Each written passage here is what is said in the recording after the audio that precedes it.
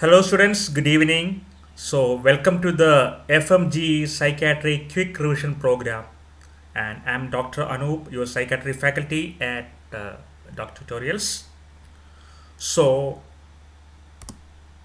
what type of questions are asked in psychiatry? You get questions on psychopathology, you get clinical scenarios. You should know how to diagnose, and you should have a brief idea about psychopharmacology and treatment. So, before I go on to the details, I would like to highlight a few things. First of all, this is not new learning, it is a quick revision. So, keep a pen and paper handy so that I will be telling some important topics. Don't expect that you will be able to write everything, but at least you should note down the important topics like management of OCD or paraphilic disorders, examples, etc. Because these are the things you should remember for exams, must. So here the must know, most important and never forget topics are discussed. And one important thing, you should learn the art of elimination. That is, you should learn to see the choices, to eliminate the answers. This cannot be the answer, this cannot be the answer. Some questions, don't think that everything we learn comes like the same options, but you should learn how to eliminate the options.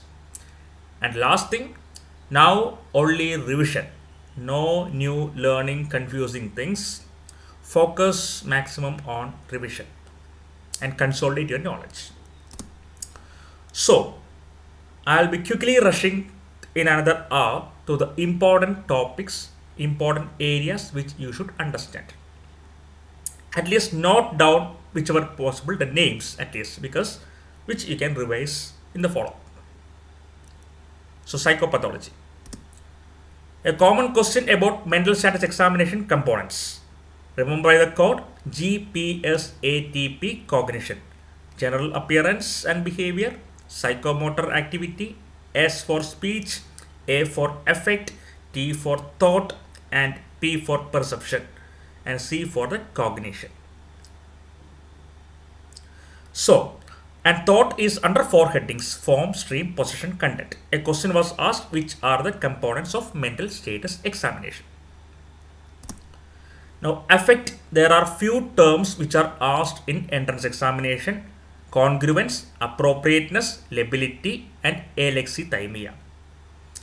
If the mood of the patient is in tune or parallel to the thought content, it is called as congruent. If mood is parallel to environment or a situation, it is called as appropriate.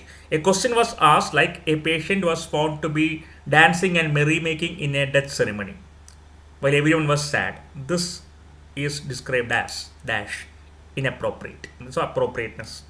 Lability is a question. They ask us a patient was talking while suddenly started laughing or crying without any reason. This is, so that is lability.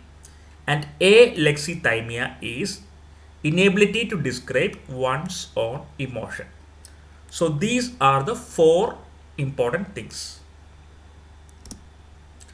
Then there are few terminologies like circumstantiality, flights of idea, prolixity, tangentiality, loosening of association.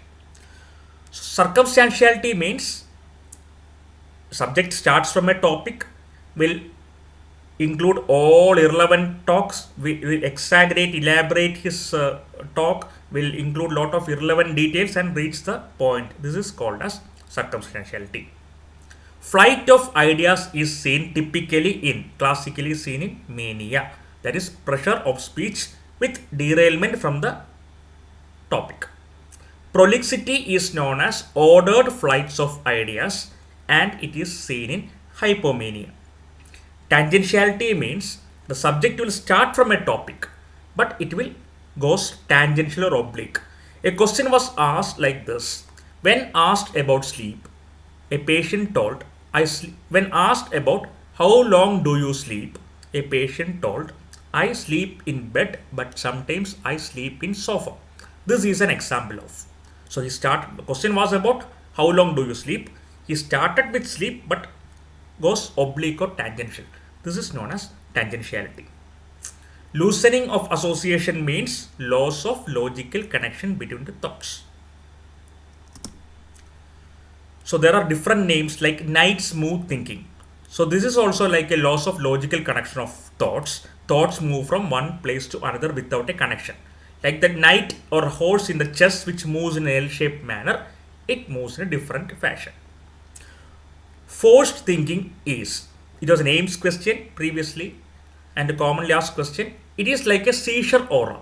A subject feels the question will be like this. A subject had a crowding of thoughts coming up in mind one after another and he ended up in seizure. This is called as forced thinking. What is neologism? Neologism is the subject will introduce new words which are not in the language or dictionary. This is known as neologism. What is word salad? We told about loosening of association. When it is so severe, what you get is like an incomprehensible mixture of words without a meaning. This is called as word salad. So these terminologies, circumstantiality, flight of ideas, prolixity, tangentiality, loosening of association, night smooth thinking, forced thinking, neologism, word salad. So these are commonly asked areas. Now few questions to end up with. Attention is tested by digit repetition test or digit span test. Concentration is tested by serial subtraction test. The above two also test your immediate memory, but a question on recent memory, a 24-hour recall or 3 unconnected words test your recent memory. And judgment, a question about judgment is there is personal, social and test judgment. The question asked for DNB, FMGE, etc. is what is tested by fire test or letter test. So you are given a scenario and how you react to the scenario. That is called as test judgment. Now another important question is about insight. There are 6 grades of insight. Grade 5 is called as intellectual insight and grade 6 when there is a consistent behavior change. This is known as emotional insight. So these are the important areas which you get from the psychopathology mental status examination questions often asked. Then I told that thought has several headings: form, stream, possession, content. So obsessions and thought alienation are disorders of possession of thought. Delusion is a disorder of content of thought. Commonly asked question. Question about hallucination and illusion is asked. So this is important. So what is illusion? Illusion is a misinterpretation of a real stimulus. Often question you get is a man was walking on the ground, he saw a rope and he started shouting snake. So here he misinterpreted the rope for a snake. What is hallucination? For your level, understand it is a perception without a real stimulus. And very important area is deja vu and jamais vu. What is the difference? Feeling familiar in unfamiliar situation is called as deja vu, and feeling unfamiliar in familiar situation is jamais vu. At least learn one so that you can remember the other. This is also often asked question. So this brings to the end of the psychopathology part. Now we are going on to clinical diagnosis. So under different headings, I am mentioning different conditions. Forget all the criteria, all the stuff, but remember how a clinical scenario will be. That is what I want to highlight in the short span. So what is called as a neurodevelopmental disorders in DSM-5? The important ones are autistic spectrum disorder, intellectual disability disorder, specific learning disorder, Tourette disorder, attention deficit hyperactivity disorder. So first about autistic spectrum disorder. So you will be getting a question in a child usually less than or around 3 years or just after 3 years, maybe less than or equal to or more than about 3 years. The child will be may have a delay in language or communication, not always there, but the key features will be there will be poor socialization, poor eye contact and poor non-verbal communication. and they will show a stereotyped repetitive interest and motor behavior. So a child, you will be getting no social smile, no eye contact, no non-verbal communication, no socialization. He will be playing with one part of an object, repeatedly doing one particular task like spinning around or rotating a wheel, etc. will be the question which you will be getting as foreign and identify the condition. So impaired socializations and non-verbal communications, eye contact, and a stereotyped interest and behavior in this young child will be a pointer for you about autistic spectrum disorder. So that's about autistic spectrum. Good evening all. So, and they can have associated intellectual disability. One thing you should understand that language development is not a criteria, because in Asperger syndrome, the child may have autistic features, but there won't be impairment in the IQ and language. It is like a high functioning autism. That is why Asperger syndrome. Now, autistic spectrum is an umbrella which consists of several conditions, and so-called Rett syndrome, Heller syndrome, etc. will be often was a previous long-term entrance question. So Rett is mostly you will be getting a girl child, whereas Heller's usually will be getting a male child. In Rett, you will be getting a child normal up to 5 months, then shows a progressive encephalopathy, loss of speech, retardation, microcephaly, gait problems, etc. And seizures, cardiac and pulmonary problems causing death, etc. So whereas Heller will be like it till 2 years normal, then after the regression starts. So these sort of questions can be asked. You should understand how they will present. You can read about the notes of Rett, Heller's, Asperger, autism, etc. Intellectual disability disorder. Intellectual developmental disorder also they say. Intellectual disability we used to say. It's a mental, we call it as mental retardation in ICD-10. Now the term is removed actually. Mental age by chronological age into 100 gives the IQ. And ICD-10, the IQ classification less than 70 is called as the so-called MR. There is mild, moderate, severe, profound. This is important. 50 to 69, 35 to 49, 20 to 34, and less than 20 is profound. Most common cause, Down syndrome. Second most common cause, Fragile X syndrome. So a clinical question you are getting is like a child with a delay in developmental domains. You have learned about the fine motor, gross motor, language, social, etc. So compared to the siblings and peers, they may have development. That will reflect in their social, educational skills. That will also reflect their adaptive functioning in daily areas of life, interfering with independent functioning. So it may be noticed early or entering the school, etc. So this may be a clinical question if and so asked about intellectual disability. And mental retardation, though often asked in entrance examination, though in practice we have removed the term because ICD-10 there is mental retardation, so we often use the term. So specific learning disability, specific learning disability. So specific learning disability, you will be getting a child with a normal development and intelligence, no deficits in sense organs, no problems with the opportunity for learning. But in spite of all this, they may be having a discrepancy in one of the area like reading or writing or spelling, mathematical skills, etc. So when it is reading, the most common is dyslexia. Dysgraphia is about writing and dyscalculia is about mathematical skills. This can be asked as like a question. Tourette disorder is a question. Tourette disorder. So in Tourette disorder, the feature is tics. Tics are repetitive movements, non-rhythmic movements. So they can be a motor tic. They can be a vocal tic. A motor tic will be like a blinking of eyes, head turning, etc. movements. Whereas motor tic will be like sounds, utterances, etc. or grunting, throat clearing, etc. So you will be getting a child less than 18 years, this features of both motor tic and vocal tic. This is a feature. And sometimes there can be what is called as coprolalia, that is sudden utterances of some obscene or bad words, etc. like a ritual. That is called as coprolalia. And this will be the question you will be getting. And you will get a child may have a family history or comorbid ADHD and OCD. Treatment aspect, you give the antipsychotics like haloperidol, pimoside, etc. And other atypical antipsychotics or alpha-adrenergic agonists like guanfacine, clonidine can also be used. So this is about Tourette disorder. ADHD or attention deficit hyperactivity disorder, you get a child less than 12 years who may have in different settings in school, home, etc. in two or more settings these features for more than 6 months.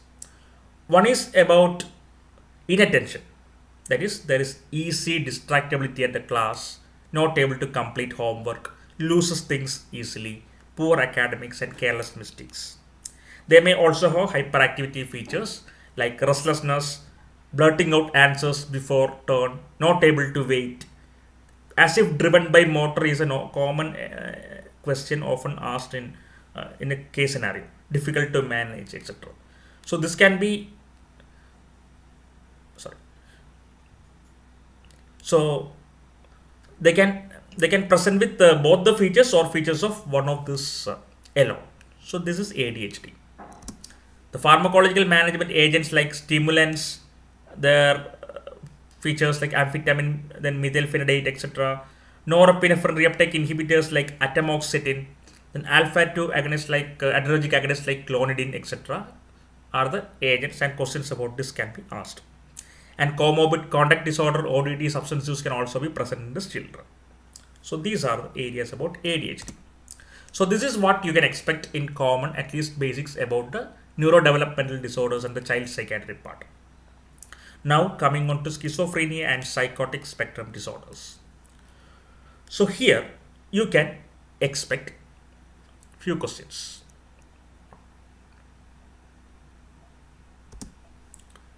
You should know the name personalities like Benedict Morel, who put the name demens precox, a French term. Emil Kraepelin, who is known for Kraepelin's dichotomy. He divided the illness into two: dementia precox, manic depressive psychosis. You should remember Eugene Bleuler, who coined the term schizophrenia, and the 4 A's of Bleuler like ambivalence, autism, association of thought disturbance, etc. are often or affect flattening. 4 things can be asked. So 4 A's of Bleuler also should be known.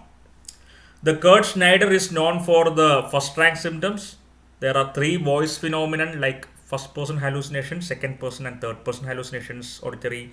3 thought phenomenon, thought insertion, thought withdrawal, thought broadcasting. 3 made phenomenon like made impulse, made affect, and made volitional acts. And somatic passivity and delusional perception. A question about a clinical scenario of somatic passivity was asked. For diagnosis of schizophrenia, you require 1 month of symptoms in ICD-10 minimum and 6 months for DSM-5. For your level, a question you will be getting like this: a patient with a prominent auditory hallucinations, his thoughts are being manipulated, he may have a delusion of persecution and being controlled, etc. So this is a typical phenomenon. You will be getting a question based on ICD-10 criteria, mainly like the auditory hallucination, like commenting and discussing about themselves, and delusion of control and persecution, and with the thought phenomenon, his thoughts are being controlled by an external agency. These are the common scenario given to you to make it easy for you to put a diagnosis of schizophrenia.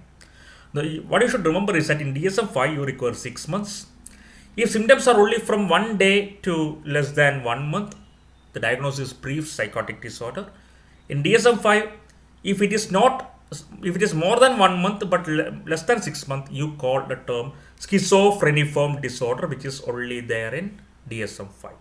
So you should know these terminologies: brief psychotic disorder and schizophreniform disorder. These are all discussed in the lecture series, but I'm just going through the important aspects. Positive symptoms, negative symptoms. Please learn this chart, particularly the negative symptoms. This is very, very important because avolition, apathy, alogia, asociality, affect flattening, which all represent a loss of function in the individual, these are called as negative symptoms. And delusions, hallucinations, and thought phenomenon are the positive symptoms. So hyperdopaminergic states in the mesolimbic pathway is considered to be the etiology behind the positive symptoms, and hyperfunctioning the mesocortical circuit is associated with negative symptoms. Important area. Subtypes of ICD-10 has got some subtypes about schizophrenia. Of these 3 things: Paranoid, hyperphrenic, and catatonia are asked as MCQ. Paranoid is the most common with presence with the delusions, hallucinations, etc. Hyperphrenic or disorganized, the question you get as a young age onset, long course, deterioration, silly affect and behaviors by the individual, and deterioration in the personality, etc. This is what you get as hyperphrenic. Catatonic presence with catatonic features. We will see what these are. So just learn these three subtypes. These are important. Paranoid, hyperphrenic, and catatonic you can get as clinical scenario. Prognosis in schizophrenia is almost like a markedly repeated question often asked in entrance examination. The good prognostic factors. Learn the good prognostic factors so that you can identify the bad prognostic. Acute onset, late onset, more than 45 years. The catatonic and paranoid subtype. Female sex, good supportive atmosphere like married. Married is also another feature, supportive system. Prominent positive symptoms, prominent affective or mood symptoms, family history of mood disorders. These are good prognostic features.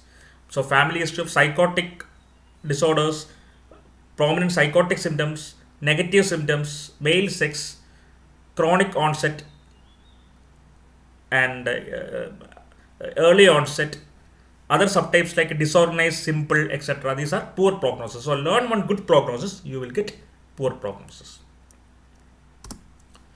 Catatonia, what you should remember is like the terminologies: stupor, catalepsy, mutism, waxy flexibility, negativism. Learn what is catalepsy. It is a passive induction of a posture held against gravity. That means if somebody holds his hand like this and keep, you will keep it like that. Sorry, that is posturing. It is passively, it's you somebody keep it like this, you keep it like this. That is called as catalepsy. You yourself keep uncommon posture, that is posturing. Posturing, mannerism, stereotypy, agitation, grimacing, echolalia, echopraxia. These are two important terminologies. So when the patient starts imitating the action of the examiner, imitating the action, it is echopraxia. When patients start imitating the words like a mirror, it is echolalia. That is, I am asking the patient, what is your name? Patient, tell me, what is your name? Then I said, tell me. So that is echoing of the words. In echopraxia, if I do like this, the patient also like a mirror starts like doing like this. So that is echopraxia. So these are the features of catatonia. And the psychopharmacology of antipsychotics is very important, particularly the side effects. What you should remember is that there are four major dopaminergic pathways of the brain: the mesolimbic, the mesocortical, nigrostriatal, and tuberoinfundibular pathways. And blockade of the tuberoinfundibular pathway will cause hyperprolactinemia. Blockade of mesolimbic will cause decrease in the positive symptoms. Blockade of mesocortical will cause negative symptoms and cognitive symptoms. And blockade of the nigrostriatal is important for the extrapyramidal symptoms. So, what is important for you is the extrapyramidal symptoms and management. Very, very important. Don't go without learning the extrapyramidal symptom management. So first of all, you should remember that there are something called as dopamine receptor antagonists, or called as first generation antipsychotics. There are also low potency agents and high potency agents in that. They purely block the dopamine receptors. Chlorpromazine is a low potency agent, and these agents have also got high anticholinergic and antihistaminic alpha blocking effects, whereas high potency agents have less of the anticholinergic, antihistaminergic alpha blocking effects, but high propensity for extrapyramidal side effects. So this is what I often put it as a slide. Even if you write this down also, I am happy, because this is very importantly asked. What are the positive and what are the adverse effects of extrapyramidal adverse effects of dopamine receptor antagonist? You can remember by the code. To adapt to haloperidol, it takes hours to days, days to week to months, and months to years. So based on what these are for each side effect. AD is acute dystonia, A is for akathisia, P is for pseudo Parkinsonism, and T is for tardive dyskinesia. And the timeline of the onset is that. So the earliest one to happen is acute dystonia, which presents like a sudden spasm of agonist and antagonist muscles. Like the eyeballs are upward or neck is like stiff, etc. The patient cannot turn. Sometimes they cannot lingual dystonia. So this is an emergency. Stop the drug, give a anticholinergic injection or first generation antihistaminic like which has got anticholinergic properties like Finargan. That is a management. So it's an emergency. The most common side effect is akathisia, which occurs in days to weeks. It presents with restlessness. So subject also feel restless and uneasy, and you can also objectively see that the patient is restless. The management is reduce the dose and add a beta blocker like propranolol. From weeks to months, you get a pseudo Parkinsonism. You know that the Parkinsonism features you have learned in neurology lessons. So these are Parkinsonism features where you give anticholinergic features. And a late manifestation is tardive dyskinesia, which presents with uncontrollable orofacial limb or buccal movements, chewing, lip smacking, tongue darting, etc., or sudden tremulousness of the limbs, etc. There, that vesicular monoamine VMAT2, vesicular monoamine transporter inhibitors like valbenazine, tetrabenazine, etc., will be useful. So you can go through these areas again. These are an important area which you should learn. The clinical presentation of the adverse effects, the management. Second generation antipsychotics or serotonin dopamine antagonists presents with 5-HT2A antagonism, that is serotonin antagonism, more than the D2 antagonism. So their main action is like the blockade of serotonin 5-HT2A receptors in the striatum, with also some fast and loose binding to the D2 receptors also. Examples: risperidone, olanzapine, clozapine, amisulpride, paliperidone, iloperidone, acinapine, lurasidone, quetiapine, ciprasidone, etc. is there. Olanzapine, clozapine, quetiapine, amisulpride, weight gain is a problem. Ciprasidone, weight loss. Acinapine is a drug that can be given sublingual and transdermal. Lurasidone has got no effects on the metabolic profile. And clozapine, very, very important. It is a drug of choice for treatment-resistant schizophrenia. Adverse effects profile of clozapines, which I have done as a quick learning bite. That is also very important. So review the quick learning bite to see about the clozapine. So I'm not going to tell you about details because in the QLP that will be released, this is about clozapine. The third generation drugs has got a partial dopaminergic agonism. The first two drugs block D2 completely. The first is tightly binding, the second generation with loose binding, but here it is partial dopaminergic agonism. So what happens is that these drugs, when the dopamine levels are high, they will act as antagonist. When dopamine levels are low, they will act as agonist. So they will regulate. So aripiprazole, brexpiprazole, cariprazine, etc. are drugs. Aripiprazole, brexpiprazole, and cariprazine. A question was recently also asked about cariprazine which of the following is a third generation antipsychotic, was asked. So these are the drugs you should remember. Now other psychotic disorders like delusional disorder, diagnosis requires 3 months for ICD-10 and 1 month for DSM-5. Typically you will get a question only with a delusion. One sort of a delusion will be there. And most common delusion is delusion of persecution. Delusion of reference is like the neutral events happening has got a meaning to me. A typical question you get is like a subject watching the TV, a TV channel, they feel that the message is directed towards them, etc. Delusion of negation or Cotard syndrome is seen usually in severe depression, etc., psychotic depression, where the subject feel that I do not exist or I am decaying, I am rotting away. Delusion of love or erotomania or declarambol syndrome means somebody of the higher social status is in love with me.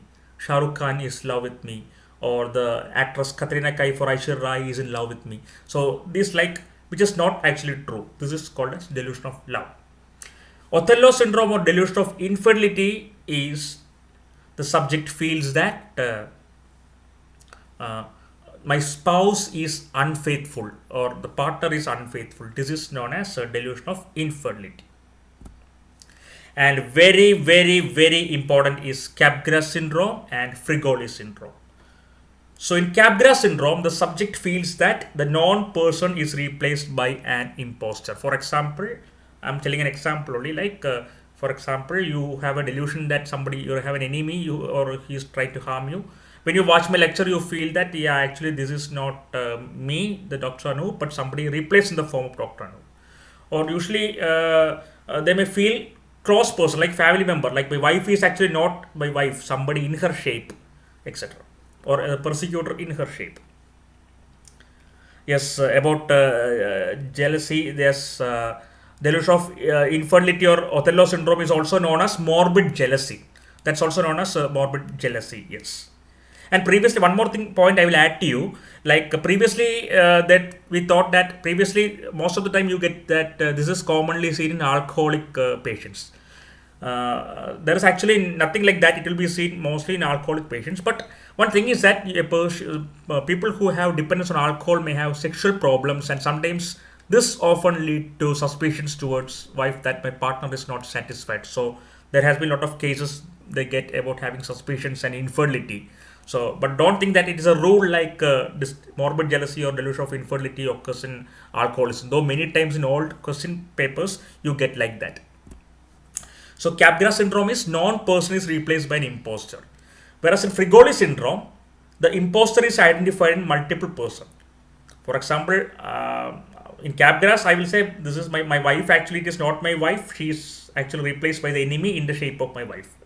But in Frigoli, what happens? When I see my wife, I feel that the imposter has come in the shape of wife. When I see you, I feel that the imposter has come in the shape of you, etc. So in different people, I identify the imposter. That is reverse Capgras. So Capgras and Frigoli are important. So these are the important things about schizophrenia and psychotic spectrum disorders. I expect one question for sure in this area, particularly the psychopharmacology adverse effects profile, and you can also expect this. So this is important. Neurocognitive disorders is a DSM-5 term for the dementia, the organic psychiatric disorders of ICD-10, what we call as a dementia, delirium, etc. And dementia is now called as a major neurocognitive disorder. So this is a question. How will you differentiate delirium from dementia? Delirium has an acute onset. It has a fluctuating course. There is clouded sensorium, impaired awareness and attention, impairment in immediate recent memory. They can also have psychotic symptoms. Psychomotor agitation can be there, or retardation can be there. What is sundowning? Can anyone tell what is sundowning? Sundowning means as the sun goes down, there is worsening. And which is a major neurotransmitter in this attention arousal is acetylcholine. That is why anticholinergics can worsen delirium. And you usually get a scenario where an elderly male, usually you get who is on an ICU setting, or who is having a withdrawal of alcohol or etc., or a young person with withdrawal, or an elderly male with hyponatremia, infections etc., UTA etc., who presents with clouded sensorium, not recognizing people, pulling the tubes, or sometimes not reacting to environment etc. These are the questions you get about delirium, and it will be like a fluctuating course. The patient is fine for some hours back or something, but suddenly it has changed. So this can be a question. And what is delirium tremens? So delirium tremens is related to alcohol withdrawal. We will see about that when it comes to substance. You should learn the key feature of Alzheimer's, multi-infarct dementia or vascular dementia, frontotemporal dementia, Lewy body dementia. Just key features. And there is something called as cortical and subcortical. See, the language, calculation, etc. are markedly early involvement happens within cortical, but late preserved or not affected in subcortical.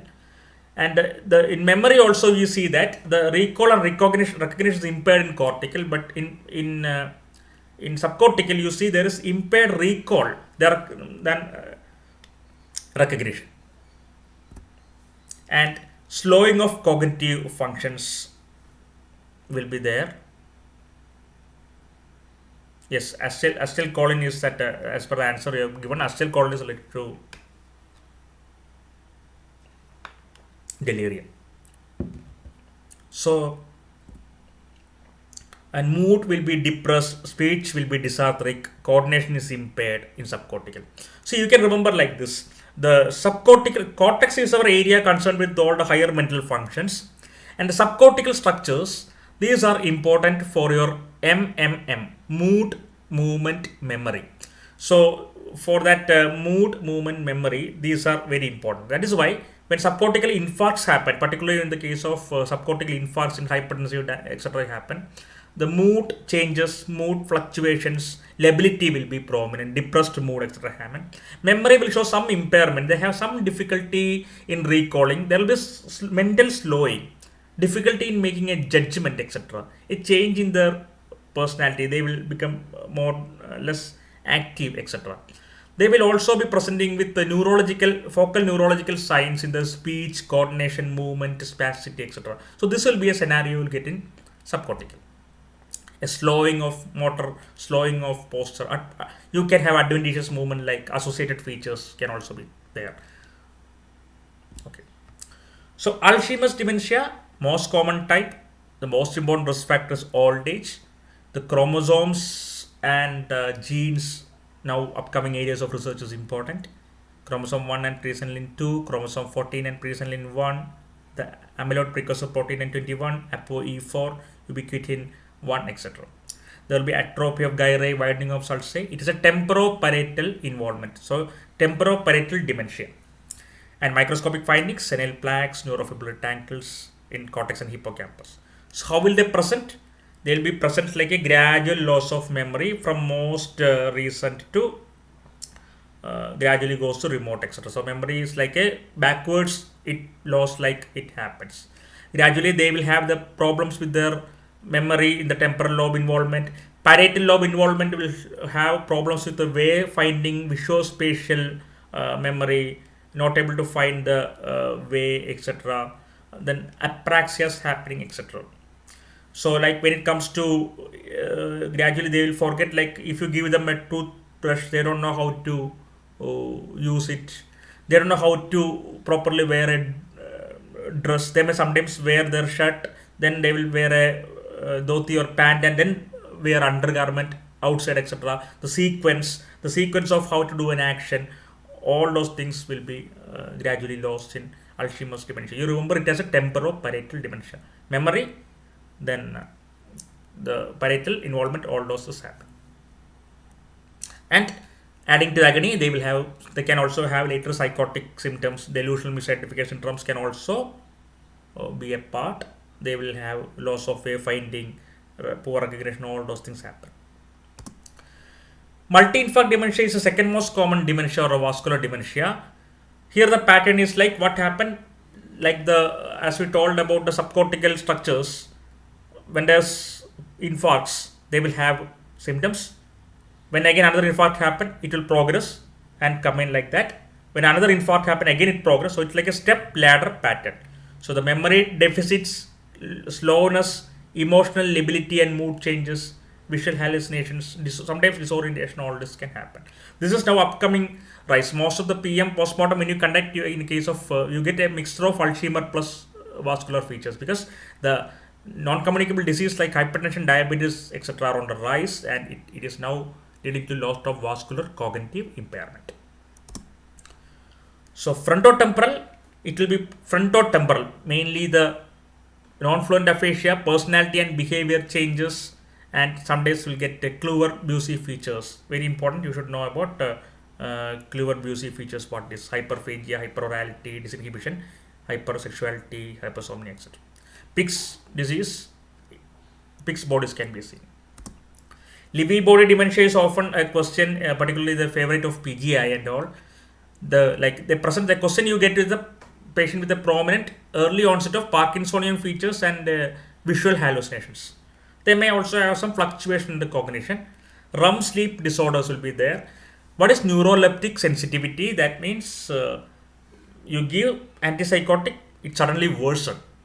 You identify some psychotic symptoms and you are giving antipsychotics, but it is found to worsening. And there can be carotid sinus hypersensitivity, orthostatic hypotension. Drugs, acetylcholinesterase inhibitors in the early stage. The first drug was Tacrin, which had hepatotoxicity and banned.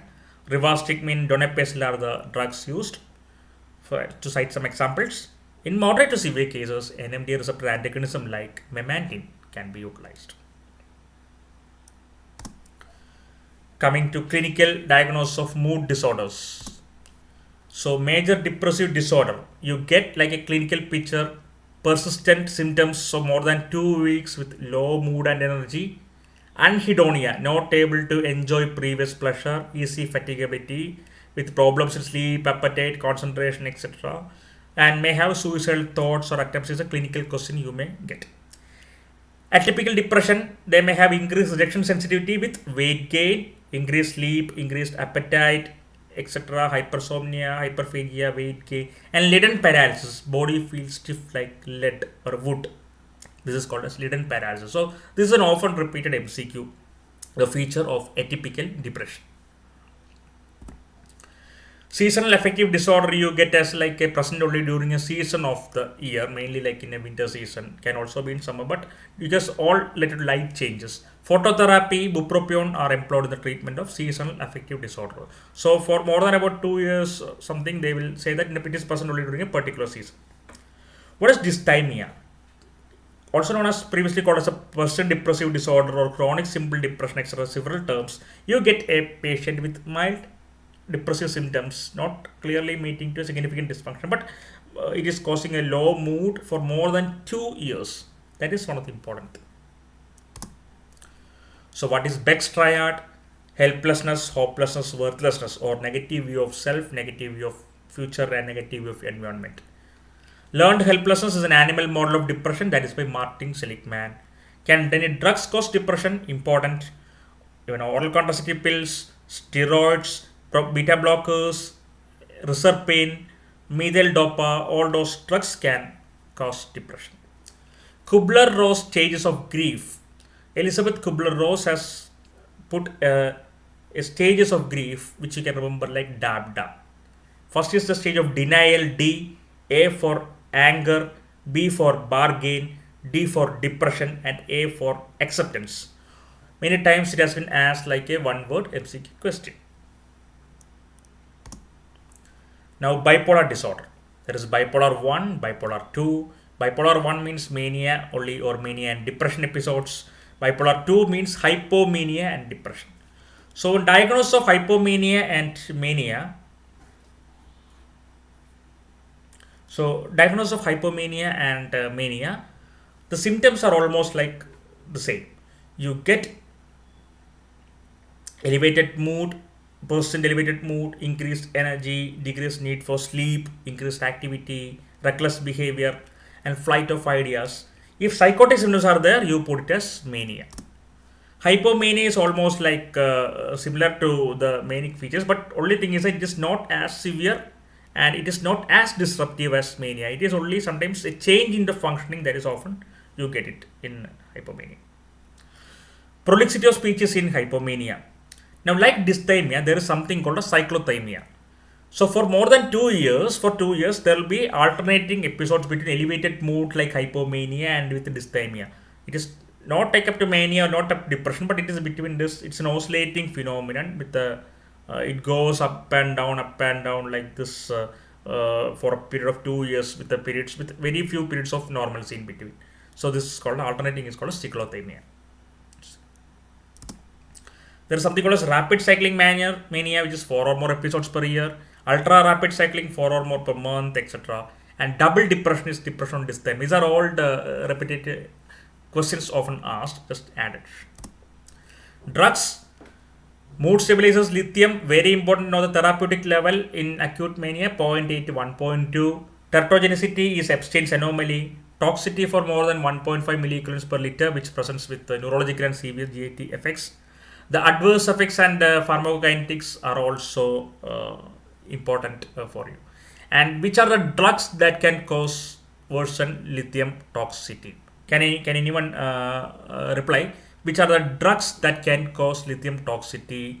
There are important drugs. Can you name at least 3 important drugs which can predispose to lithium toxicity?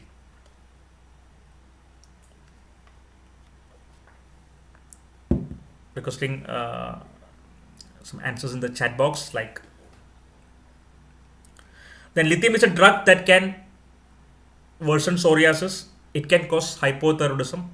Lithium is a drug. It's a metal. It's a metal drug. It goes into your brain, your thyroid, your kidney. Remember, these are the three places where it mainly.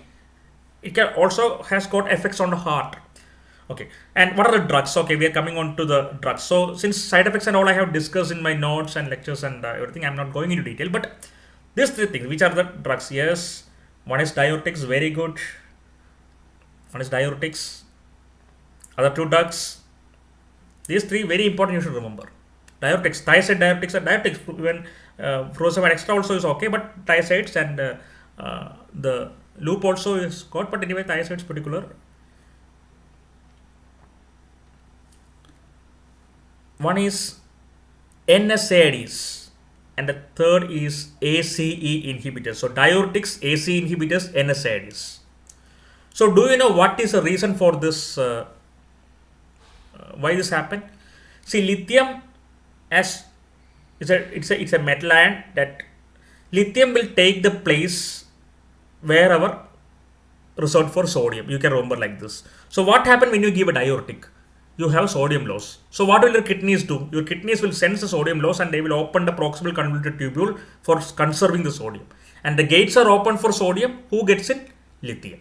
Similar things happen when you have dehydration, sweating, etc. That is why when we advise the patients to take a large amount of water. Okay. So the renal side effects like nephrogenic diabetic insipidus, renal concentration defects, lot of things. I am not going into detail.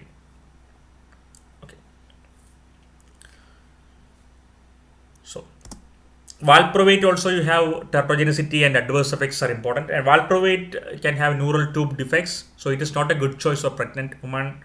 Adverse effect profile very important, right from the nausea, sedation, gastritis, hair loss, weight gain, to transaminase elevations, to rare like fulminant hepatitis, then hyperammonic encephalopathy can happen. Then even can have hemorrhagic pancreatitis. It can also contribute to thrombocytopenia, etc. These are things can happen. Carbamazepine also like that. Aplastic anemia, hematological problems, etc. can happen. Then hepatitis, it can cause pancreatitis, etc. is there. It can also have teratogenicity like the orofacial cleft abnormalities, defects, etc. can happen. One thing you should remember is oxcarbazepine, and carbamazepine is something called as an auto-inducer. It is an auto-inducer. It is an enzyme inducer. It is an auto-inducer also. It can induce its own levels, etc. So, and another question to you: oxcarbazepine has all the side effects much less than carbamazepine except dash. Oxcarbazepine has all those side effects compared to much less than what is called what we can tell for carbamazepine, but except one. Which one? Yes, valproic acid neural tube defect is a major side effect. That is why you don't recommend in for a patient on pregnant females. Recently in our MRC psychiatry one exam, I see a question. The question was like this: a patient was maintaining well on valproate. Now you found that she is now just pregnant, recently pregnant. So what will you do? You stop the valproate, but you understand that you have a risk of relapse. You add a second generation antipsychotic. So the point is that valproate has got a high propensity for that. Okay, so oxcarbazepine has got all side effect less except hyponatremia.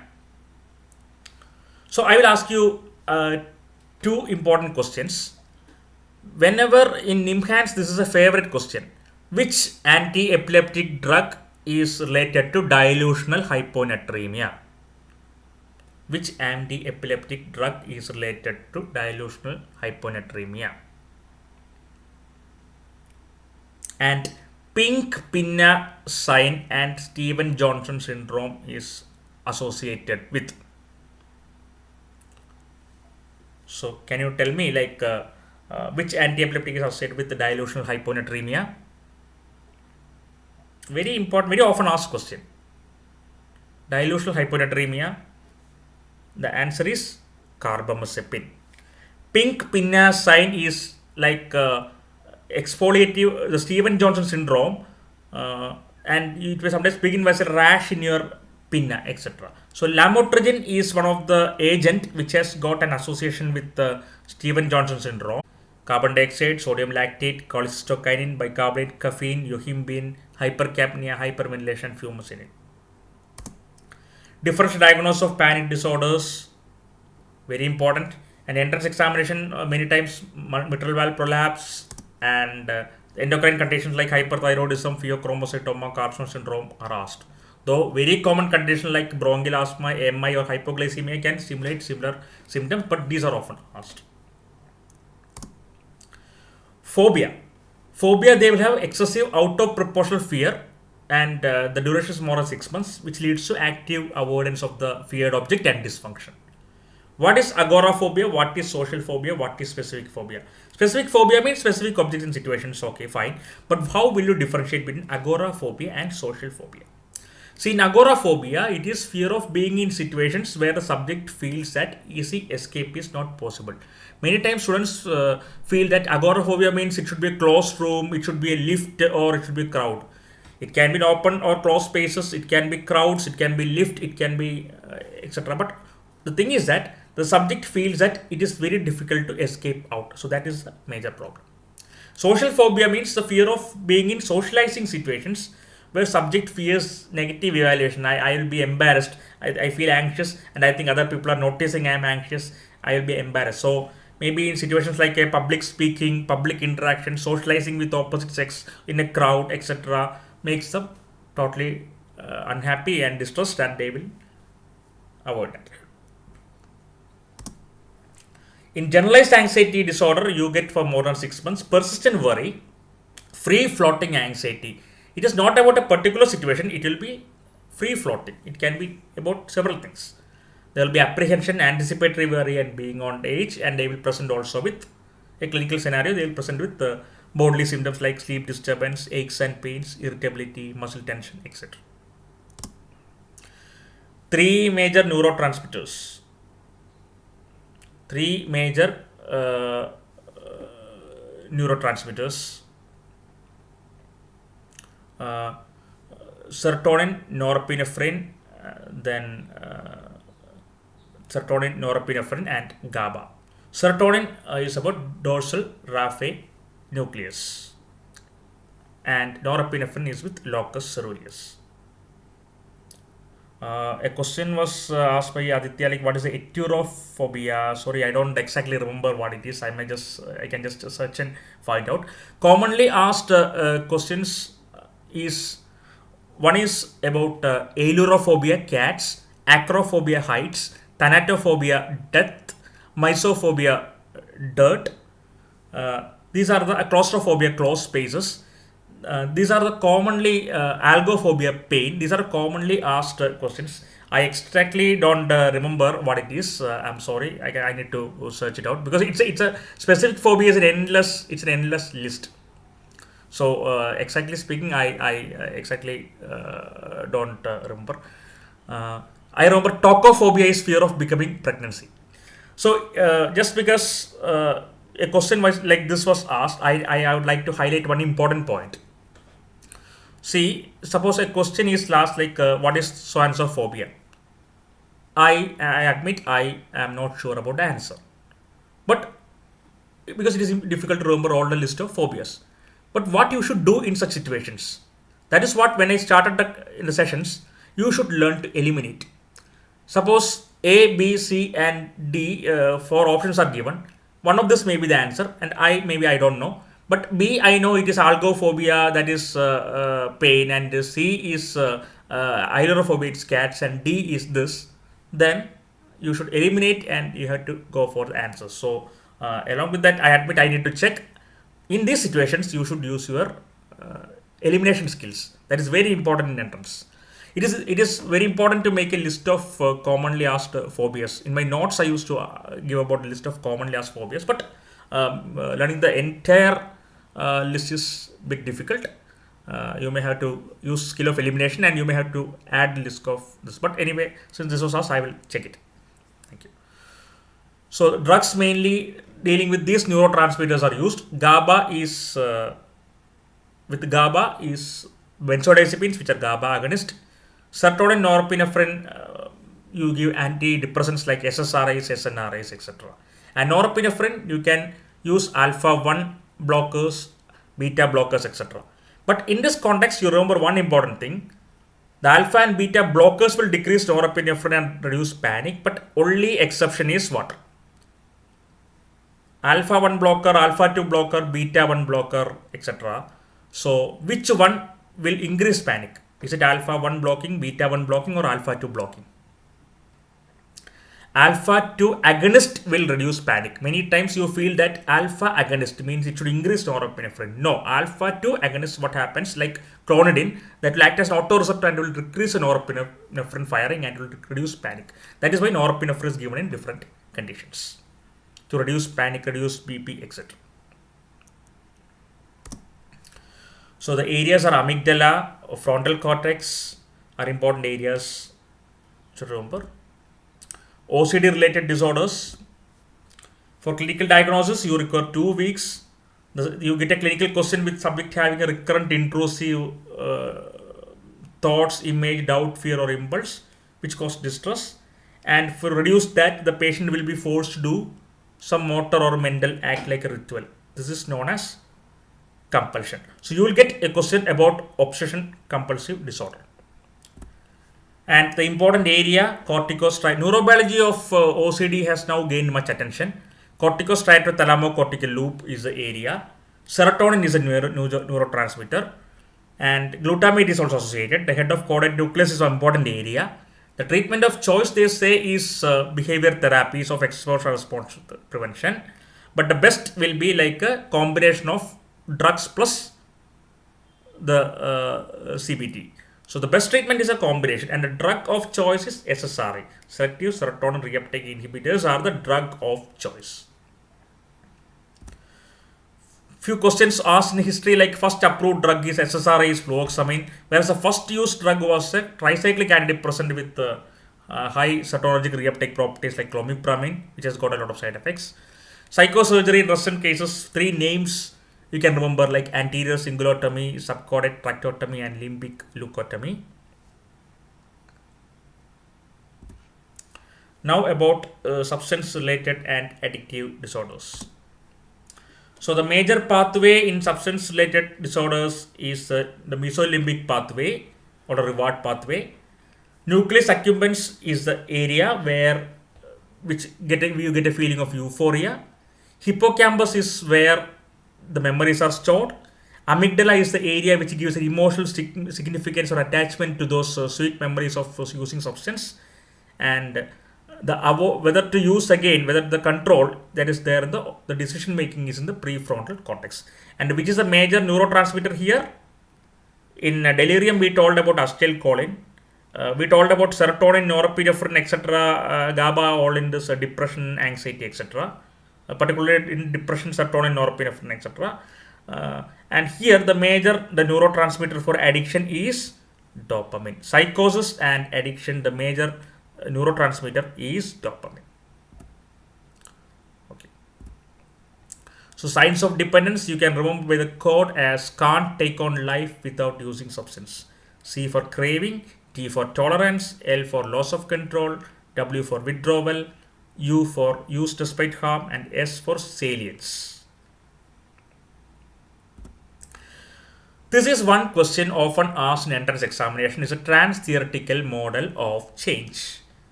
There is pre-contemplation, contemplation, preparation or decision, action or active change, and maintenance. So you get this question like you get for the MCQ for in the preventive medicine. I hope in preventive medicine you remember, like you get a question, a patient diagnosed as cancer and started taking treatment. This is primary prevention, secondary prevention. Like that, a case scenario is given. A scenario is given that an individual, when asked about his drug use, does not consider it as a problem and does not consider it as a change. So he is in a state of pre-contemplation. Do not consider change. Contemplation means he started considering some change or the good and the bad. Okay, I have a lot of advantage with using substance, but there are some problems as you told. That's contemplation. When they take active planning and measures to change, that it is preparation or decision. And when they implement the change of stopping it, that is active change. And maintenance. Maintenance is the adopted change is maintained. That is abstinence is maintained. Sometimes they can go back and again fall into the old stage, that is called as relapse. So this can be asked like a question.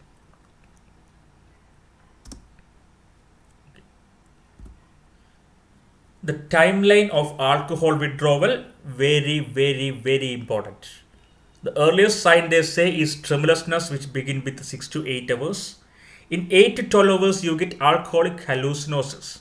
That means in clear sensorium, they start hearing voice, which frightening voices, but they're clear sensorium.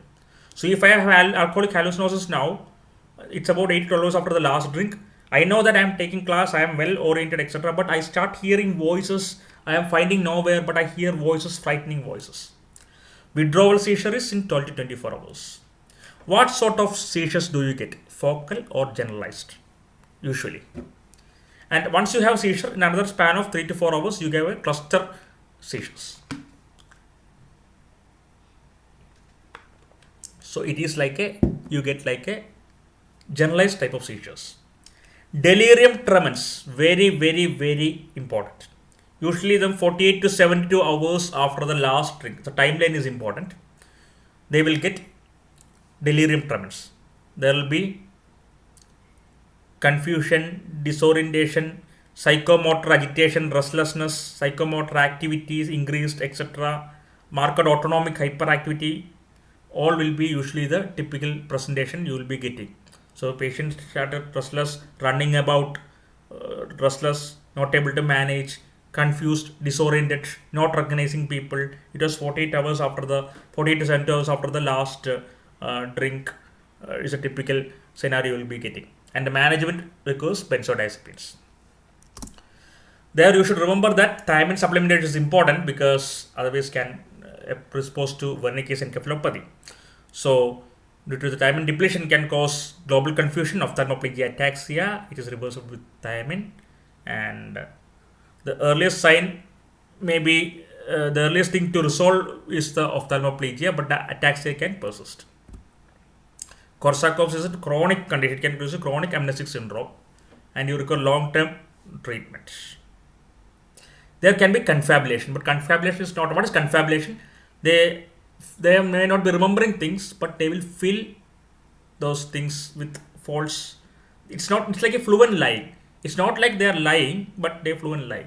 Okay, who were like, if I'm asked, like the patient is not remembering, but when asked who was there for the marriage yesterday, yeah, I was there. Then then Indira Gandhi, George Bush, etc. was also there. We sat together and had food, etc. They'll be fluently telling. I'm just telling an example, but we know that this is not possible. But they'll be asked, but it is not like lying. They may be fluently telling, but they're not able to remember, which may fill with gaps, etc. Other drug is cannabis. It's the most widely used illicit drug in the world. From cannabis sativa, the active agent is delta 9 tetrahydrocannabinol. Then different concentrations. The red conjunctiva, increased appetite, and synesthesia are the features there. Then about opioids. Opioids, you get overdose, you can get respiratory depression, pinpoint pupils coma, hypothermia, hypertension, bradycardia, etc. will be there. But opioid withdrawal is very important. Dysphoric mood, muscle aches, rhinorrhea, pupillar dilatation, lacrimation, sweating, diarrhea, yawning, etc. Insomnia, fever. You can just remember that your mood is unhappy, you cannot sleep, and water from all orifice. So if your mood is unhappy, you cannot sleep and you yawn, and water from all orifice. Eyes, lacrimation, nose, rhinorrhea, mouth, vomiting, diarrhea, sweating, etc. You can remember, and the pupil is dilated because you cannot not sleep. That's what you can remember for easy sake. Very important. Cocaine from the leaves of erythrosilent kaka, Sigmund Freud. Rajesh, thank you for the comment. Okay, I hope I will be very happy if you are able to understand. And thing is that I'm just going only through the major points, because just highlighting the major points, because things are all there in the note. I just want, because at least I'm talking in such a way that at least this should echo in your mind, at least your. So thank you. So leaves of erythrosilent kaka, Sigmund Freud, Then it is a local anesthetic. Important to remember, cocaine increased dopamine concentration, dopaminergic reuptake blocking. So by blocking the reuptake of dopamine, it increased dopamine concentration and cause psychosis. Remember few questions: vasoconstriction, hypertension, seizure, jet black pigmentation of tongue, etc. are important features. Snorting can cause, that is sniffing, that can cause nasal septal perforation. These are some key points you can remember with cocaine. And cocaine bugs, very, very important, cocaine bugs. Malignant symptom, cocaine bugs, etc. What is there? What sort of hallucination you are getting? They may have a delusions of persecutions are also there, but what sort of this in cocaine bugs, what is happening? Formication, cocaine bugs, etc. They will get tactile hallucinations of insect crawling. That's it. And nicotine, obviously, the most commonly used substance in India. And it acts via the nicotinic subtype of acetylcholine. So it affects. So nicotine, what happens? So what happened to you is like when you smoke a cigarette, the nicotine in this will go to the nicotinic subtype of acetylcholine receptors and will stimulate. So this will release acetylcholine. That will go and stimulate the mesolimbic dopamine. So ultimately you get a pleasure with the dopamine. So the acetylcholine dopamine connection is important. You smoke a cigarette, take a big puff, in 15 seconds into the 25% reach the bloodstream and reach the brain 50 seconds. But the problem is that the half-life is only 2 hours. After 2 hours, it will goes down so that you feel like another cigarette. That is why you see people smoke a cigarette, after a few hours again started smoking a cigarette. The chain is required. And Fagerstrom's test is an entrance question. It is related to nicotine dependence. Tobacco withdrawal is important. The irritability and anxiety, difficulty in concentration, bradycardia, drowsiness, paradoxical sleep trouble, increased appetite. Cannabis overdose and tobacco withdrawal both can cause increased appetite. That is why these are the features you can see if smoking is for nicotine dependent. When they are withdrawal, these are the features that is causing them: sleep trouble, irritability, difficulty concentration, hunger pangs, etc. Drugs in de-addiction, you should know about minimum these 3 drugs. 2 of them used in alcohol, 1 is in nicotine. Disulfiram is a drug which irreversibly inhibit aldehyde dehydrogenase. So what will happen? You take this drug. So what will happen? The alcohol dehydrogenase become aldehyde, but aldehyde is not again broken down. This acetaldehyde accumulates. When it accumulates, it goes to blood. In the blood, what happens? It increases. So you have flushing, sweating, nausea, syncope, bradycardia, a lot of things. You feel like losing everything. Acamprosate is a drug which acts by NMDA antagonism. And varenicline, this is important. This is a drug which is a nicotinic acetylcholine partial receptor agonist. This is a drug which now and another option for de-addiction of nicotine is nicotine replacement therapy. You give nicotine gums, etc. will be there to gradual taper. But varenicline is a drug which will be asked for you. See what is happening. What is the use of varenicline? If you are taking varenicline, that will go to the nicotinic acetylcholine receptors and will bind to the receptors irreversibly and will stimulate dopamine. You get a pleasure. So when you smoke cigarette, the nicotine, there is no, already receptors are taken up. So you don't feel like getting a smoke because already you have that derived that dopaminergic stimulation by the acetylcholine is already happening because the varenicline has already gone and stimulated those receptors. So that is called as varenicline. Now about disruptive impulse control conduct disorders. Pyromania, kleptomania, oppositional defiant disorder, conduct disorder. 4 things you should know. Pyromania is irresistible tendency to set fire. Kleptomania. I often ask in the class, is kleptomania and stealing different? See, kleptomania means it is an irresistible urge to take away objects. Sometimes it may be of monetary value, sometimes it may be of no monetary value. If you steal, you will steal something that is valuable. But here, the urge to take something, and sometimes they may take up things which are of no use. And these things which they took, they won't be using for themselves because after that, they may be discarding somewhere or something. But irresistible urge to take is important. What is oppositional defiant disorder? You will be getting a child like this. For a diagnosis, you get a child often irritable, angry, losing temper. They often back answering, disobeying, etc. Not complying with the instructions of elders. They back answering, often angry, irritable, losing temper, and blaming others sort of behavior. This is a typical and irritable, angry, disobedient sort of thing who always disobey or oppose or defy elders and putting the blame on others is the typical feature of ODD. The question, but for you, will be mostly about conduct disorder. Here you get a child who violate rules, disrespect others, who are assaultive, aggressive, pick up fights, destroys property, harm people, stealing, running, sexual misconduct, etc. Lying. So it's all like a sort of an antisocial, a small antisocial. This will be a scenario you often get in conduct disorder. It is very often a clinical question about conduct disorder. So when there is like they put harm, they violate rules, they put harm to others, they destroy, they steal, they run, cause all the harm, then the sexual misconducts, etc. All those things, harming, running away, destroying properties, harming animals, assaultive, aggressive, violate the rules, all those things cause to conduct disorder. Whereas ODD is like sort of a disobedient, irritable, angry, back answering, blaming type of behavior. Personality disorders.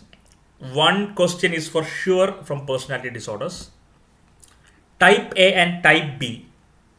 See, it is in between I want to tell you. Many often I get queries from people. What type of personality are there? Type A, Type B. See, this is an old sort of a classification. Type A, Type B, etc. It has no much meaning here. But for entrance purpose, you should understand that Type A refers to the impatient, hostile, time-conscious, competitive people. They cannot relax. They're high achievers, multitasking.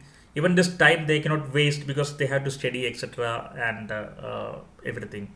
And they have a free floating hostility if others are trying to perform over them. Type B is opposite, easygoing and relaxed.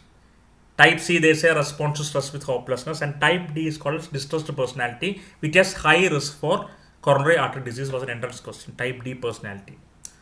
So actually, this is not that important, except Type D now asked, but you should know about the personality. So there are three clusters of personality. You should know about personality disorder diagnosis. Cluster A, Cluster B, and Cluster C.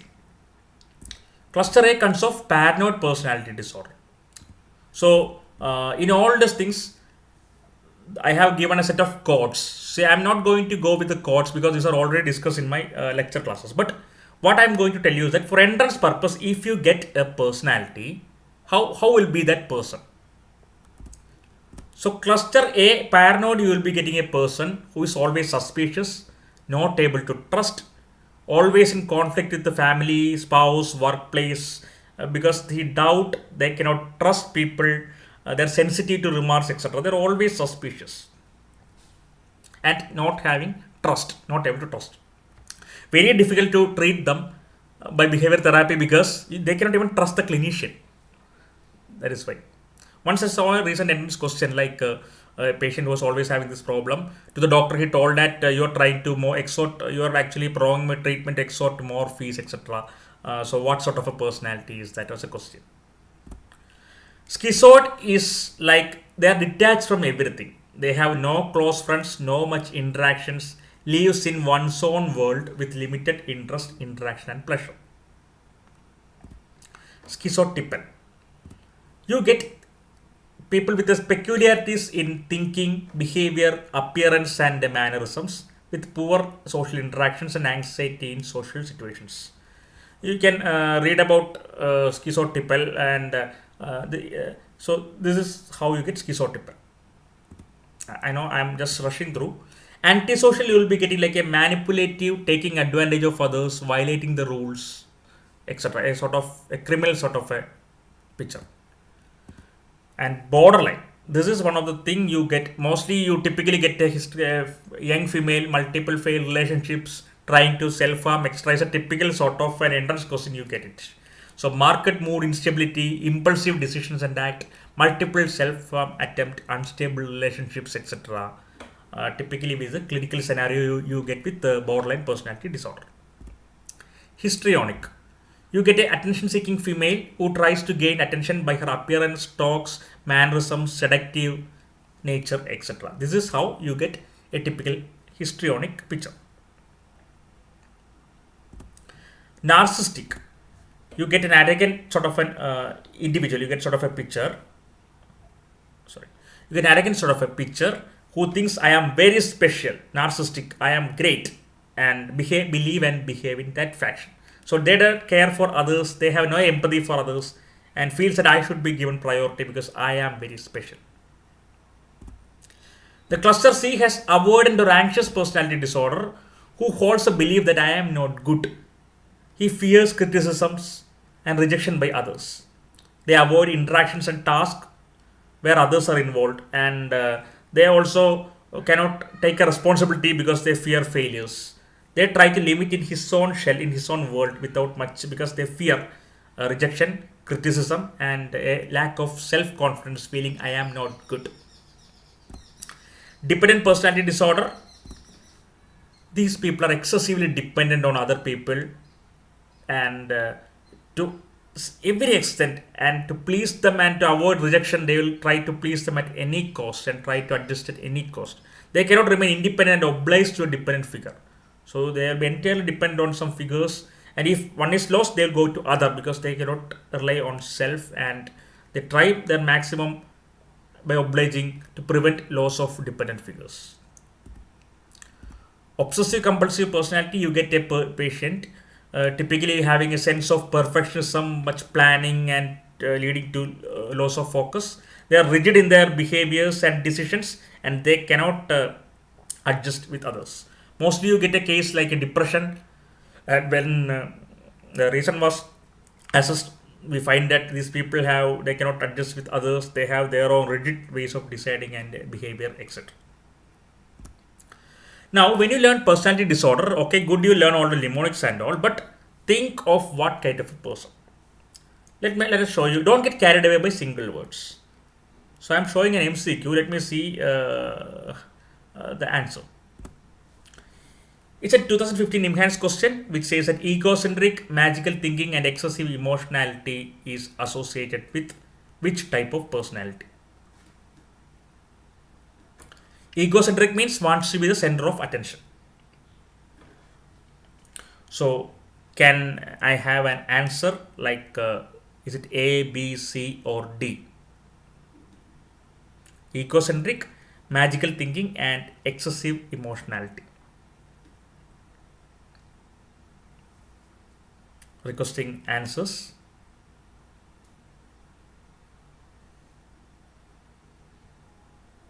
Kindly share the chat box.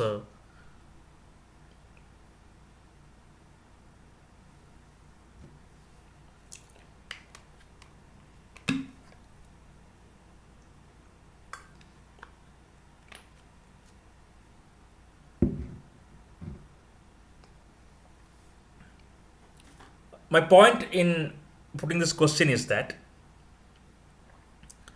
magical thinking, many students, what they do is that whenever they hear the word magical thinking, they suddenly, so I got one answer as schizoid as option B. Any other options? Try to answer. See, no problem making mistakes. It's all like we are giving. It can be correct, it can be wrong, but it's all about learning after all. Only if you make mistakes, make maximum mistakes so that you will make minimum mistakes in entrance examination. That is what I believe in. Okay, so I will tell you. Egocentric means being center of attention, magical thinking, excessive emotionality. Often what happen is that people who study by heart codes, whenever they see magical thinking, what happens is that they will suddenly start putting as schizotypal personality disorder. Magical thinking, yes, okay, schizotypal. See, one thing you should remember, magical thinking means the subject believes that by thinking about an event, it will simply happen without an external medium. For example, if I take 10 deep breaths, the whole world will collapse, or the earth will crash, or like the buildings will crash, or somebody will die, etc. Just by thinking that it may happen. See, it can be prominently seen in schizotypal, but it is not just a feature of schizotypal. You can see that in narcissistic, you can see in schizotypal, you can see even in mania, etc. Lot of conditions. See, the problem is that the first thing, you can eliminate schizoid B, because schizoid people, they believe that schizoid means they are detached from everything, they don't seek pleasure, they are remain from everything. Avoidant also was anxious sort of a people, etc. So here egocentric and magical thinking. So when you read the magical thinking, it can be schizotypal or narcissistic. But the egocentricity, that I am everything, I want to be the center of attention, is one of the key feature of narcissistic traits. And they can also show, cluster B personality can also show emotionality. Whereas schizotypal are not egocentric. Egocentricity is not a feature. So I am everything sort of a picture is more with narcissistic. So comparing all this, you get egocentricity and magical thinking are major feature in narcissistic. So that's why if you think of a person, how this person will be centered about themselves, thinking about they are something, or centered about themselves, and magical thinking. So this is a feature in narcissistic. My point in putting this question was that many people, just by seeing the word magical thinking, there's high chance many people answer schizotypal A and they put the answer as A. So that is why when a question is there, close your eyes, think for a moment how this person is like. Then you can better get the answer. So that's all. Now coming on to trauma and stress related disorders. Two things you should know: acute stress disorder and post-traumatic stress disorder, adjustment disorder. So acute and post-traumatic stress disorder is following a catastrophic event. So when you get a trauma-related question, you should see whether it is a catastrophic event or understandable life event. If it is a catastrophic event like war, bombing, rape, calamity, bloodshed, terrorism, then the symptom you develop symptoms. What symptoms? The 4 symptoms: the intrusion symptoms, avoidance symptoms, negative alteration, mood and cognition, hypervigilance. So if these 4 symptoms develop following an exposure to catastrophic event, it can be acute stress disorder or PTSD. So how will you differentiate between both? If the symptoms begins and or last less than 1 month of exposure, it is acute stress disorder. If it persists beyond 1 month or begins after 1 month, it is PTSD. So if the symptoms start within 3 days following this, you call it as acute stress disorder. But if that persists beyond 1 month, then you change from acute stress to post-traumatic stress disorder. So mostly the question to you will be about post-traumatic stress disorder. So thing is that the difference between acute stress and post-traumatic is based on a timeline, and the catastrophic event exposure and the 4 symptom cluster should be there. That is how you will get a clinical question. And the 4 symptom cluster was also once asked in AIMS or NEET entrance examination. Adjustment disorder means the clinical scenario will be given is like that. You will be getting a understandable life event like illness, relationship problems, failures, financial stresses, loss of job, etc. And you start developing symptoms, and you develop behavioral emotional response. And gradually it have a waxing and waning course, and it will improve with the stressor. One question we got in entrance was like this: like a person after the sudden loss of job becomes totally sad, unhappy, not able to go out. But at times he goes out with his friends during which he was okay. But again after coming back he feel down, etc. So this is called as adjustment disorder. If it was depression, there is no ups and downs. It is persistently it will be causing low mood, low energy, etc. That is a differentiating point from depression. Dissociative disorders, there is dissociative amnesia, dissociative identity disorder, etc. So here in dissociative amnesia, you get a picture of a subject starts forgetting, which you can following a stressful or forgetting a traumatic or stressful event without an organic cause, not explained by ordinary forgetting. And there is something called a dissociative fugue, which is often asked in entrance. It is a subtype of dissociative amnesia, where the subject under the amnestic episode travel away from one place and reach another place without remembering how it happened. Dissociative identity disorder. There's something called as a multiple personality disorder. I hope, do you remember, this is not an MCQ, but do you remember which movie is this? Which movie is this? I just put it for you for easy remembering. Here the subject may have multiple identities, 2 or more identities, each differing from another, and transitions from one to another, and there is amnesia during the events. So off the shoot quiz, like which movie is depicted by this picture? Okay. Next is about the psychosomatic medicine, about the somatic symptom related disorders.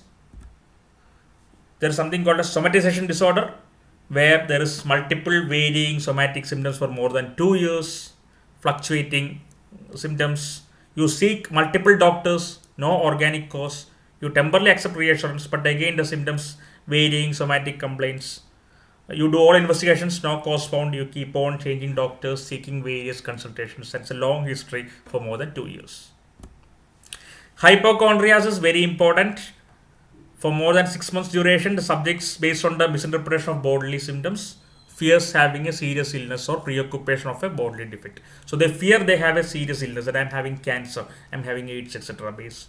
So that the fear of the illness, that is mostly there. In DSM-5, it is called as somatic symptom disorder and illness anxiety disorder. So in somatic symptom disorder is like the somatization disorder, multiple physical symptoms, no organic cause, with the focus is on the symptoms. Whereas in illness anxiety disorder, here the fear of having a serious illness is predominant, fear of becoming sick. Symptoms may be there, but mostly their fear is like I am having some serious illness like cancer, AIDS, etc. So the fear of becoming ill is important. So that is illness anxiety disorder. There is something called as functional neurological symptom disorder, where they present with voluntary sensory or motor or sensory motor loss, like neurological symptoms, pseudo seizures, functional blindness, etc. This can be present. What is Hoover's sign? What is astasia, abasia? How will you differentiate between true seizure and pseudo seizure? So Hoover's sign is seen in pseudo paralysis. Suppose you came with your left leg is paralyzed, you keep the arm under the paralyzed leg, ask the patient to raise the normal leg. If you feel a pressure under the so-called paralyzed leg, that means it is not truly paralyzed. Astasia abasia is a widely staggering gait, sometimes seen in functional disorders, a wild staggering, throwing out sort of a gait. How will you differentiate true seizure, pseudo seizure? This is very important. True seizure can occur in any occasion. There can be incontinence, injury, then the classical seizure movements, likely having an aura, likely having postictal confusion, then loss of reflexes, plantar reflexes, corner reflex, etc. All this can be usually typically there in the true seizure. And which is a blood investigation? Can you tell me which is a blood investigation which can be useful in seizure? This is usually levels are elevated. Serum dash is elevated in true seizure when checked less than 4 hours of after the seizure. Can anyone give the reply? Which endocrinological parameter? Serum dash is elevated when checked less than within 4 hours of having a true seizure, which is unlikely in the pseudo seizure. It is serum prolactin. Then there is factitious disorder. To gain medical attention, they may simulate, aggravate, or induce symptoms. That is called as factitious disorder. Then there is something called as malingering. In malingering, the symptoms are consciously produced to get some benefits or escape or motives. Feeding and eating disorders, anorexia, bulimia, and binge eating disorder. Anorexia, you get typically a young female, low body weight, poor secondary sexual characteristics, likely amenorrhea and nutritional problems, with restricting her intake because of fear of becoming fat. And in spite of all this, she becoming lean and low body weight, she is not recognizing the seriousness of current state. Even in that state, she thinks that oh my god, I may become fat. And severity is based on the BMI. In bulimia, young female with a normal or low body, normal body weight, instead of low body weight, they will give you normal body weight or so, with the recurring binge eating episodes, followed by compensatory behaviors to that. They fear becoming fat. Severity is also based on the compensatory behaviors. Now, the most common scenario is binge eating disorder. Like bulimia, they have recurrent binge eating episodes, plus eating large quantities, eating even when not hungry, feels guilty. But in spite of all this, no compensatory behaviors. This is now the most common eating disorder now. This has been elevated to the status of eating disorder, and this is now the typical in the era of KFCs and McDonald's, and this is one of the most common, and very commonly seen in many people who are finding to severe obesity clinics and all should look for this. And amphetamines, an amphetamine sort like amphetamine is one of the FDA approved drugs to reduce appetite in this kind of binge eating disorder. Elimination disorders, enuresis and encopresis. Enuresis is a repetitive and intentional or involuntary passage of urine at inappropriate places in child above 5 years, at least twice per week for 3 months. The treatment of choice is alarm therapy or bell pad apparatus. Intranasal desmopressin and dimipramine are other drugs. Whereas is feces in inappropriate place in a child of minimum above developmental age of 4, at least a frequency of once per month into 3 months is for encopresis. Disorders of sleep-wake cycle. So you should remember the stages of sleep and the features, REM and sleep and the features, NREM sleep and parasomnias, narcolepsy, restless leg syndrome, periodic limb movement disorder, and few important pharmacological agents. Stages of sleep, the electrophysiological criteria was made by Alan Ruxcaffin and Anthony Cales, and that is how we got the NREM stage 1, 2, 3, 4 and REM stages. The NREM in Bradley now neurology, they put it as N1, N2, N3. This 3 and 4 they merge into 1 and REM. Sleep latency is a time to reach the stage 2. REM latency is a time to reach first REM, that is 90 minutes. REM sleep is also known as paradoxical sleep because even when you are asleep, the brain waves are like that of when you are awake. NREM is also called a slow wave sleep. Maximum REM is in the last 1/3, maximum NREM is in the first 1/3. The EEG waves in our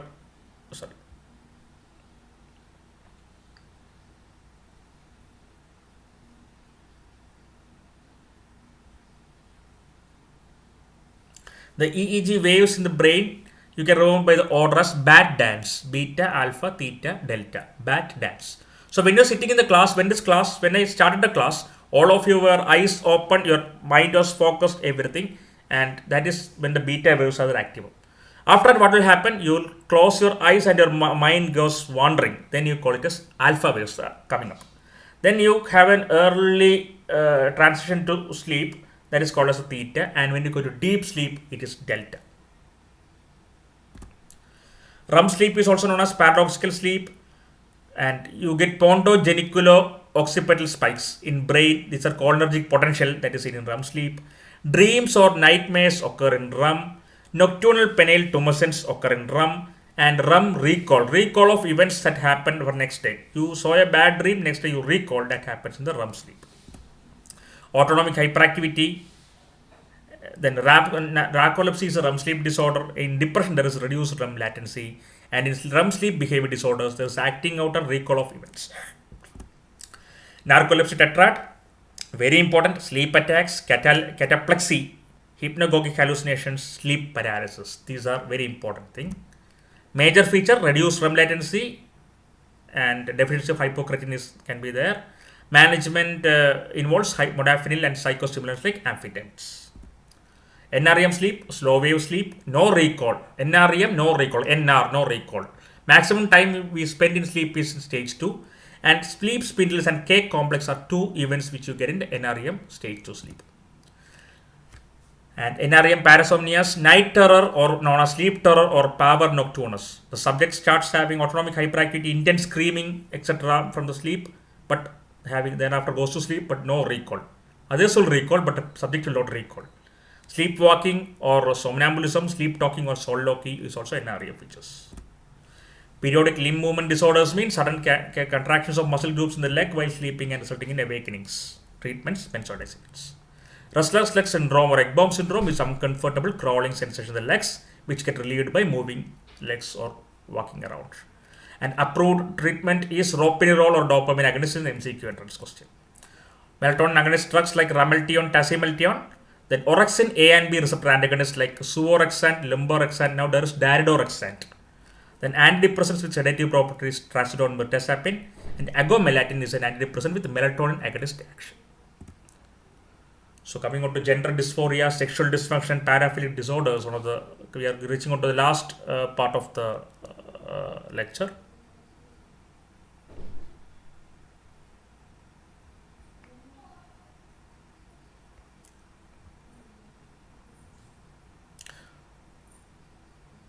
Okay, so we are coming on to the last part, the gender dysphoria. So it was an old terminology was gender identity disorder. So what is happening here? There is an incongruence between the once expressed or perceived gender and assigned gender.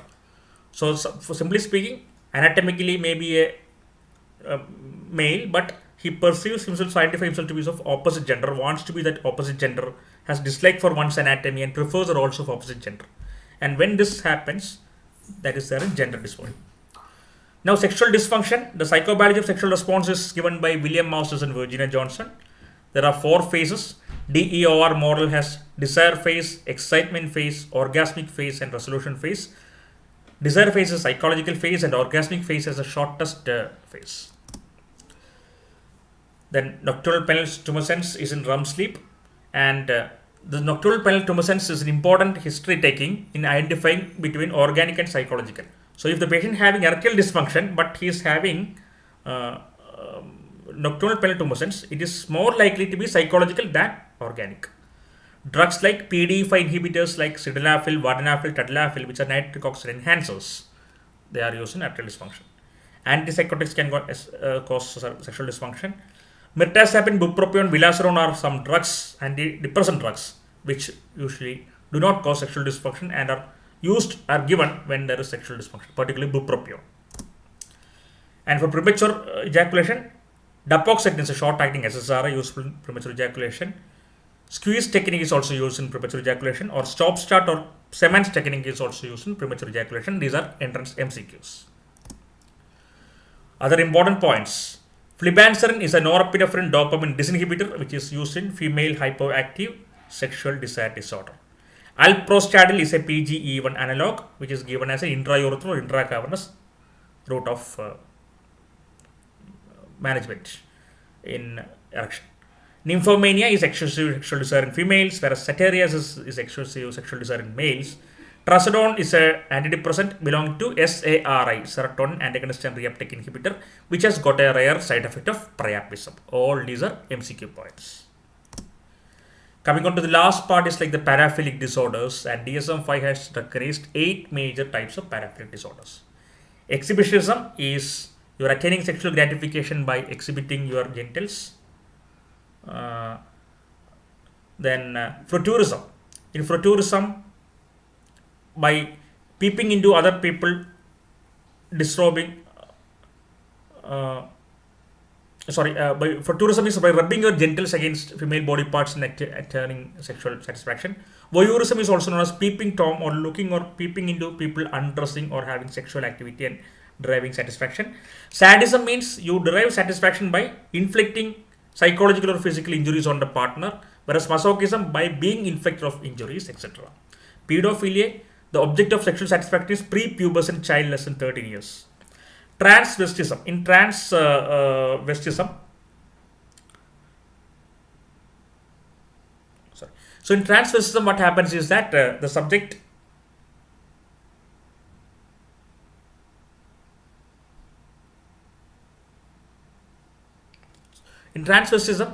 derive sexual satisfaction by wearing the clothes of the opposite sex. They simply don't want to change into opposite sex, but wearing the opposite sex and they derive pleasure. Fetishism means the object of sexual satisfaction is objects which are related to body parts, but non-genital body parts, maybe like socks, shoes, etc. that can cause some satisfaction. This is one important area as well as a one-word question. So we have reached the last part of this, and we have gone through the various topics. So thank you for the patient listening for throughout. Best wishes for exams. So relax and face the exams. So at this point, when the exams are fast approaching, focus on revision and consolidating what you have learned. Many times we have a feeling that I have not learned everything. See, if you want to learn everything and go and write the exam, leave this business. This is not for you. See, even the first rank holder also won't be able to complete everything and go. And the key point is that how much you can revise and consolidate, that is more important. See, you know a lot of things, but thing is that under stress we won't be able to remember everything. So it takes some time. And when you get the paper, the first few minutes, first 10 to 15 minutes, sometimes you feel you are going blank in everything. That happens. Only after that you will be settling down. So first go with the easy questions which are possible, and then come back if possible. Try to recall answers for questions. If you are not able to recall answers, try elimination of choice and try to answer. And if that is successful, you can do it. So that is how you should be approaching the exams. So thank you all for this opportunity to interact with you, and I hope in this short span I can just highlight the important points. My aim was not to make a teach the entire subject, which is very difficult and impossible in this 2 hours, but just to remember. For example, if you can take the note like important topics, paraphilic disorders, that is fine because you can go and revise that areas. So these names at least you should remember so that you can make a list for the final revision. So once again, I wish you all the best, my sincere prayers, and thank you all for this patient listening, and thank you once again.